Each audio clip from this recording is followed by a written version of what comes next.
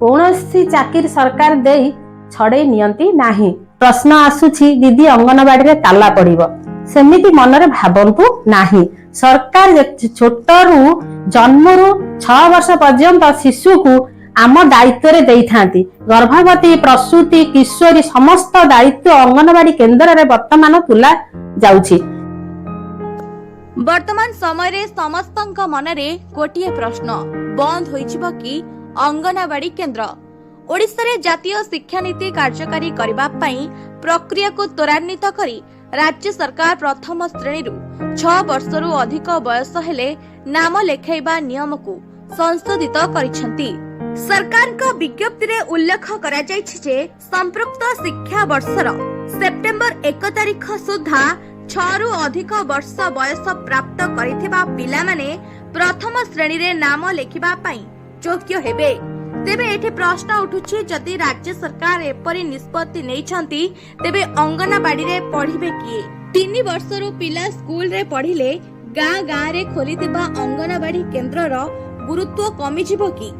आगामी दिन रे सरकार कोन अंगनवाड़ी को बंद करि देबे कि? तेबे आसंतु एहा परे अधिक किछि जानिबा। नमस्कार, मु मुंजाजपुर म्युनिसिपालिटी रो जने वर्कर मालविका जेना। ते समस्तंक मनरे प्रश्न आसुछि दीदी अंगनवाड़ी रे ताला पड़िबो सेमिति मनरे भाबंतु नाही। सरकार छोटरू जन्मरू 6 वर्ष पर्यंत शिशु को आम दायित्व रे देइथांती। गर्भवती प्रसूति किशोरी समस्त दायित्व अंगनवाड़ी केन्द्र रे वर्तमान तुला जाउछि। सरकार केबे एमिति भूल काम करिवे नाही। सरकार जो निष्पत्ति नेबे समस्तंक पई आगकू पिला माने केमिति उन्नति गति रे आगे जिवे सरकार सेही निष्पत्ति नउछंती। अंगनवाड़ी केन्द्रर ना बदलाई बाल बाटिका दिया जिवो बोली आमे भाबुछु। एपर्यंत सरकार हमकु कोनोसी निष्पत्ति सुनेई नाहंती। आपण कोनोसी गुजब कथारे शिकार हुअंतु नाही। सरकार आगामी दिन रे को निष्पत्ति नउछंती ता समय को अपेक्षा करंतु। कोनोसी चाकरी सरकार देई छड़े नियंती नाही। आम सरकार जहा करिवे समस्तंक भविष्यत पई भल्ल काम करिवे। 2026 रु राज्य रे जातीय शिक्षा नीति लागू हेबो।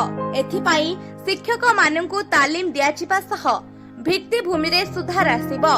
किंतु शिक्षक नियुक्ति भली बड़ आह्वान भी रहिछि।